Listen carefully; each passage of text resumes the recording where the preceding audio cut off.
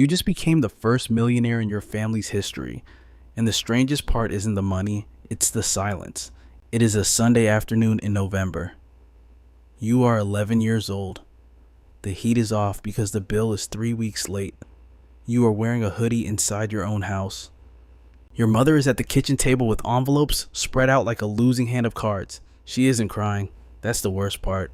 She stopped crying about money years ago.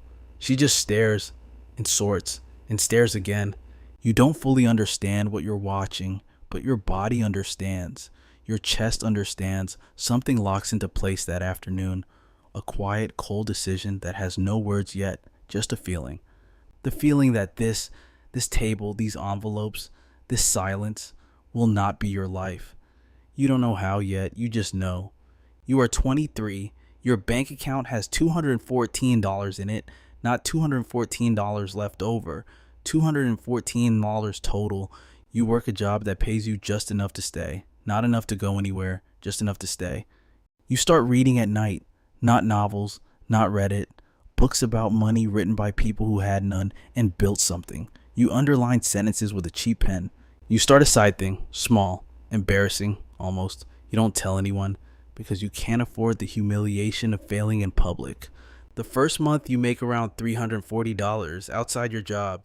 You stare at that number for a long time. Not because it's big, because it's yours. You made it outside the system that owned your time. That's the first crack in the wall. Small, almost invisible, but real. Somewhere around month 7, something shifts. You make roughly $2,000 in a single month from the side. You are sitting in your car in a parking lot when you see the number. It is raining. The windows fog slowly from your breath. You don't celebrate. You just sit there. $2,000 in 1 month. Outside a job. Your father may have worked 40 hours a week for 30 years and possibly never made that in a month. You know that. You feel that, not as superiority, as grief, almost, as a strange, complicated sadness that has no clean name. You drive home. You don't tell anyone. You open your laptop and reinvest every dollar because you understand now what this is. This isn't extra money. This is evidence. Evidence that the wall can come down. You start building faster. You cross $50,000 in net worth on a Tuesday in March. You are 26. The weather is gray. Nothing announces it. No alarm goes off. No one calls. You check the number 3 times. Then you close the laptop. Then you open it again. $50,000. Your grandmother may have cleaned office buildings for 30 years and possibly retired with less than this. You are 26 years old and you have more. That thought doesn't make you proud. It makes you quiet. It makes you want to call her. You don't know what you'd say. You just know that the version of you sitting inside that cold house at 11 years old, the one in the hoodie watching your mother sort envelopes, that version deserved this. That child deserved to know it was coming. You keep building, not for the number, for that child. The space between $100,000 and $500,000 is often the loneliest stretch. Nobody sees it. Nobody knows. You look exactly the same to everyone around you. Same car, same apartment, same conversations at Christmas. But internally, you are living in a different country. You are watching money work while you sleep. You are making decisions that compound across years, not weeks. You are thinking in timelines your family doesn't have language for. Your cousin asks if you want to go in on a lottery ticket. You smile. You say sure. You hand over $2, not because you believe in it, because you remember believing in it.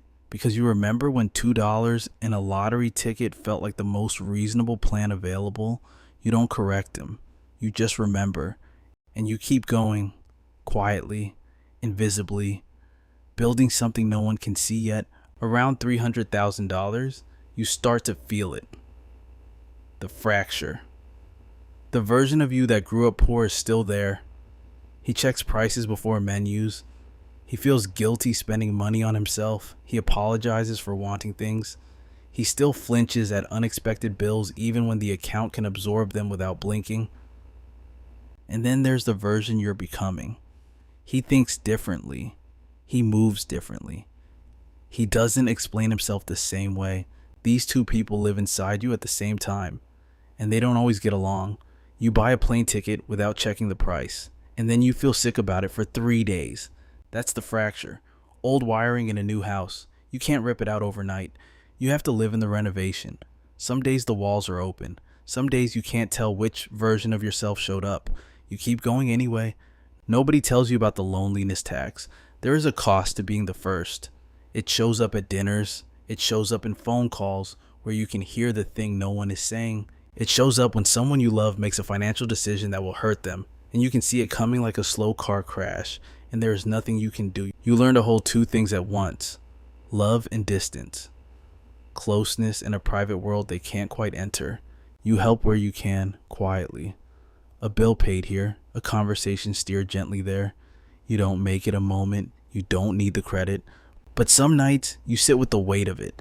The specific weight of becoming something your family has no map for. Of building a road no one in your bloodline has walked. Of being loved by people who can't quite follow you there. That weight is real, you carry it. It doesn't go away, you just get stronger. It is a Tuesday in September. You are 31 years old. The morning light is pale and thin through the window. You make coffee.